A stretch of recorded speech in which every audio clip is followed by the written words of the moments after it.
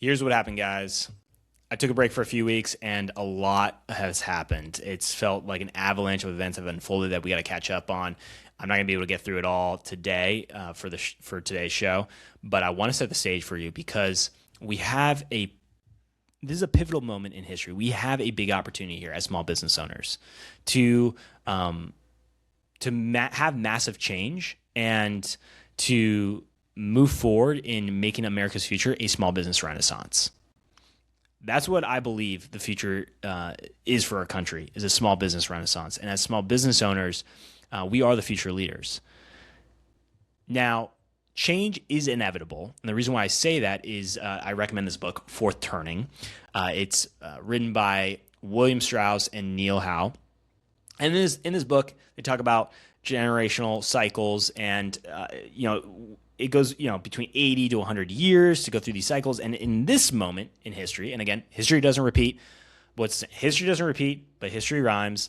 I notice the patterns too when you look back on history. And we're in a pivotal moment where change is inevitable. You may be feeling it right now in your life. You may be feeling it in your communities, in the country. But change is inevitable. There's that energy that's building. And so now we've got to direct and channel that change in a way where we preserve our country rather than see it completely destroyed. Because I love this country. I hope you love this country too. And it's not an excuse to say that it's not an excuse to lean on and ignore that there are actually evil forces that are out there. We've got to wake up to that there are evil forces out there that would want to tear this foundation of the country apart because a house divided cannot stand. And if we are not united, then we aren't able to move forward and be able to move forward and improve our overall quality of life as a country for the Americans that are in this country. If not, we're just in chaos if we're not able to unite, and we're just at a standstill, and then nothing then unfolds for that change, or the change becomes disastrous. So welcome back to the show. I'm bringing it today for setting the stage for you. And I also want you to know that I am really excited about the future. There's a lot of amazing opportunities that can happen moving forward. I think about what's happened now with the change in the food pyramid. Health is really important to me. Making sure that we have clean air, clean water, clean food. And I want to build myself so that I can last as I build the business. And that's something to remind yourself is that, build a business that lasts. Build yourself to last for those years and to avoid burnout. And we need more small business owners to focus on that, to set an example and get other Americans excited to want to start a small business. Because as we know, it takes a lot of work to start a small business. It's intense, but you also discover a lot about yourself. There's purpose that can come from building a business. Doesn't mean you can't get purpose elsewhere, but there is such a depth of understanding yourself and understanding how you deal with adversity and the challenges that's unique to being a small business owner. And that is something that we could use a lot more of in our country, is to persevere, to move through hard things, to realize the way is through, and that we can trust that we're going to get to the other side. And we're going to have amazing lessons that are learned and gifts that we receive by continuing to move through in the really, really difficult moments. So I've talked about before here on the show, AI data centers, the impact it's having on local communities, on electricity bills, the amount of water usage. I've talked about, I think about taxes and specifically fraud relating to Minnesota. I talked about how the Feeding Our Future, where it was $250 million that happened with that organization and the businesses, and it was relating to making meals. Then you had the daycare centers that's been talked about a lot on different platforms. And there's now estimates for the fraud of upwards of over $20 billion. I think the official number is around $9 billion in Minnesota. And we can guess that's not just happening in Minnesota. It's starting to come up now of other states showing the things like, where did the money go for the line? And so we have to figure out what are going to be the incentives that we got to change so we can clean up the mess as small business owners. What part can we play here in shaping America's future? And specifically, I think about, the U.S. tax code is over 4,000 pages. So how can we simplify that down to just, let's say, 400? What conversations do we need to have? One conversation could be the income tax. The other one could be understanding how do we minimize the amount of loopholes so that there's a fair playing field in each one of our different industries, because there's over 1,000 industries. And so making sure that as small business owners, we can continue to be competitive. And then where can we create more opportunities for more competition to enter into the space? And how can we actually, as small business owners, continue to get excited about that? Not thinking about it as a threat but realizing that there can be a lot of abundance that's out there. And then for our own health, recognizing, okay, how can we make sure that we're taking care of ourselves on the physical side, mental side, and spiritual side? I've talked about before how I've come back to my faith in Christianity, and I believe in God, and I know that God has won. And for me, in all the chaos and the disasters that can come up, it's recognizing, okay, there's a plan here, and I just got to continue to move through it. And the only way is through. So what I want to do for today is specifically talk about, I want to go to the protests that are happening relating to ICE. And this is happening across the country, but specifically in Minnesota, there's been a lot of media attention in Minnesota. And it's tragic for what happened to Renee Good. And I don't believe that, and I know that these ICE agents aren't stormtroopers. These are law enforcement. And for me, I have a friend that was a former Border Patrol agent. And, I was able to understand more about the process. And this person also managed a lot of Border Patrol agents, still in contact with some that are in now these cities. And it's important to remind yourself that these aren't individuals just going around rounding up people. But yet there's the messaging that is out there. There's this fantasy that's getting built. I think of like Lord of the Rings or Star Wars, where it's like, oh, you found Sauron, or you found Sauron's army, or the stormtroopers, and now you are going to become a vigilante and a hero, or a hero, let's put it that way. You're thinking you're being a hero here by obstructing law enforcement. But that is something you cannot do. You must respect law enforcement. You can protest peacefully. You can voice your concerns. You can work with your elected officials to make changes, but it does not give you an excuse to be a vigilante. And I'm talking to you as a small business owner where, you're in your small world. You're focusing on your business, right? This is not directed towards you. We're talking big picture here, that there are people out there thinking that they can become the hero and save the day. But you forget that there are processes with law enforcement, and understanding that they're not just randomly going out here and rounding up a bunch of people. It's really important to wake up to what's going on and the rhetoric that's out there and these psychological games that are being played. And I go back to this view that's really important to remind yourself of. And maybe you have a family member or a friend that you could remind them about this too, which is that there's the powerful and then the rest of us. And there are games that get played with the powerful. And so when we can remind ourselves that, a lot of times we're just in these games and we get to decide if we're going to play in these games or not. And more importantly, by deciding to not play in these games or not, most likely you actually get to step out of it and look at it for what it is, for what this game is. And then we get to go and figure out what is the truth here, seek it out, and then try to figure out the best ways to move forward to improve this country. So relating to the rhetoric that's out there, I think it's shameful for hearing some of the rhetoric coming from Mayor Fry and then Governor Tim Walz, I think it's shameful for some of that messaging that's out there. And for me, I wanted to know, okay, look, looking back at history, I want to see, is there anything that's absurd that's going on here?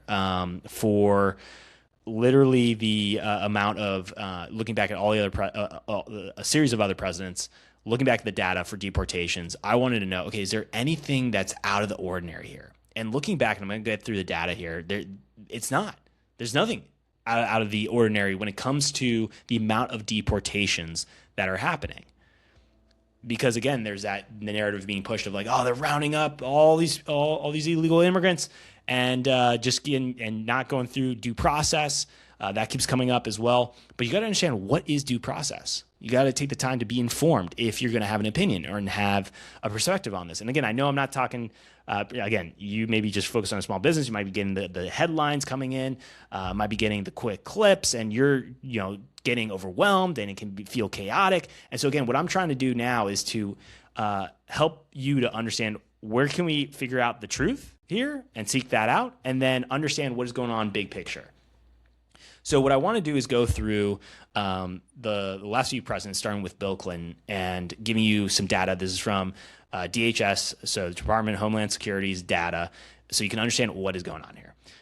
So with Bill Clinton, for his second term, because we're going to base it off of second terms for presidencies, Bill Clinton, there was over 6 million illegal immigrants deported through removals and returns. Now going to George Bush, there was over 3 million illegal immigrants deported through removals and returns. Barack Obama, over 2 million illegal immigrants that are deported. For Trump, in the first term, for the first year, over 675,000 illegal immigrants deported. And you can do the math, you can times that by 4. And you start to realize, okay, wait, like this seems kind of normal. Like what's going on here? And you can then, again, I don't want to have to go too much into politics here, because again, I know you may have the saying of like, okay, I don't care about politics, but I want to remind you, as a small business owner, politics cares about you. So we could go down sanctuary cities and go down the whole tons of different paths. And I want to try to keep it a big picture here, where for me, I asked myself, okay, well, this is pretty normal for the deportations that are happening. We've talked about before the importance of making sure that, I think about that for legal migration. There's a lot of changes that can be made. There's a lot of people migrants coming into our country and illegally coming into our country, and that was something that was talked about. And so what impact can that have on small businesses?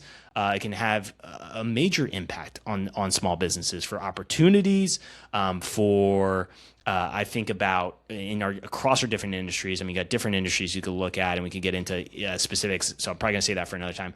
But I think about the influx of resources that then can get allocated, and I think about the taxpayer money that can get allocated, and we're seeing that with even hospitals. I talked about that before with hospital visits, specifically one hospital in Texas, and the amount of taxpayer money that had to be used in order to support hospital services for illegal migrants.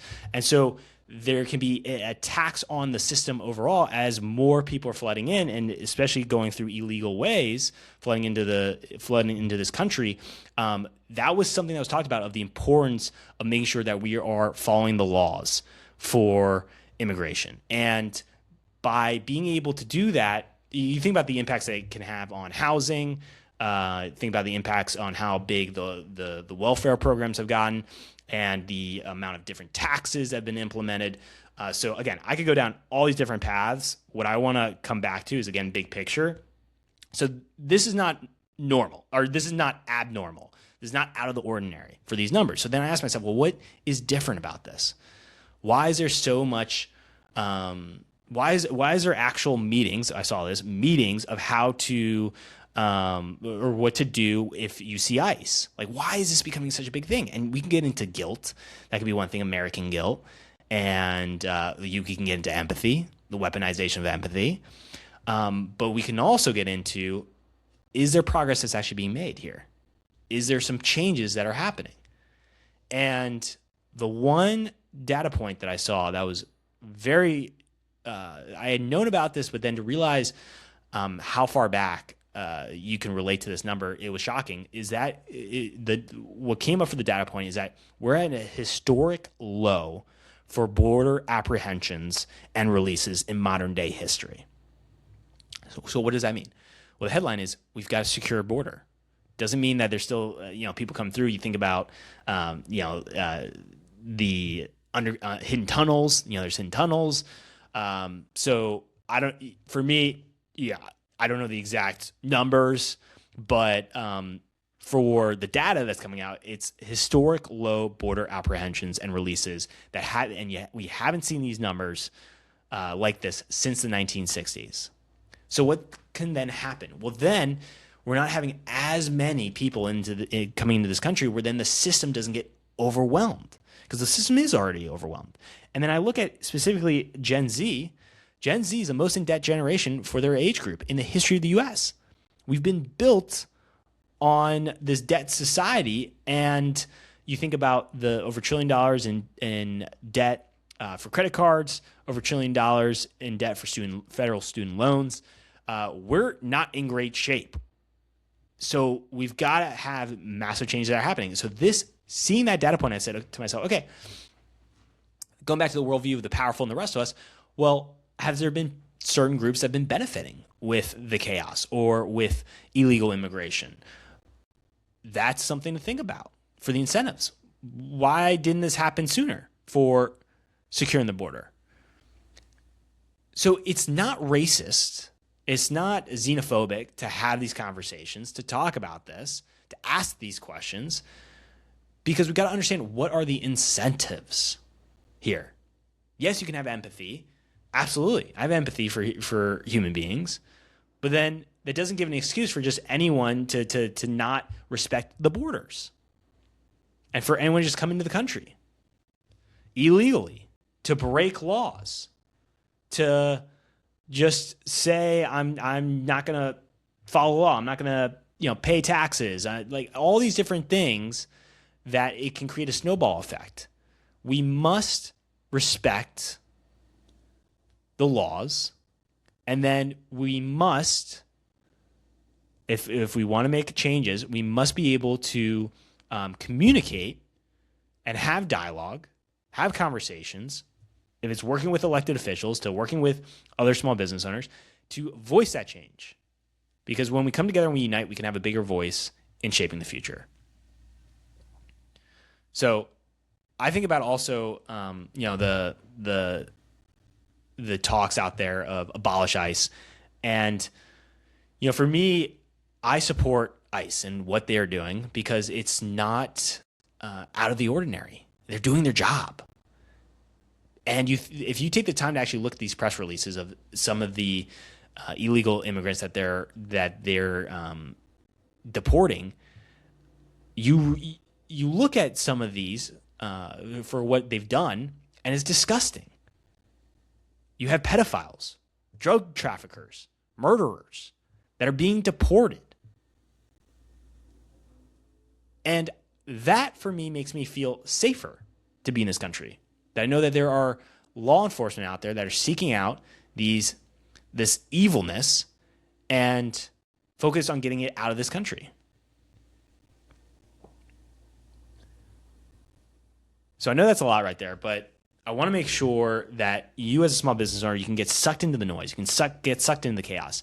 Because with these protests, you have the right to protest peacefully. But to then lead into rioting and getting your storefront demolished destroyed as a small business owner, you got to go through all those different headaches. You got to have the backup plans of, okay, how am I going to deal with all this if there's rioting that unfolds? You have that fear, that uncertainty, that stress that builds. And then if you're working from home even, there can be a ton of disruption that could happen in your communities. And so we've got to see it for what it is, for what's going on here, which is, for me, I look at it as there are some psychological games that are being played right now.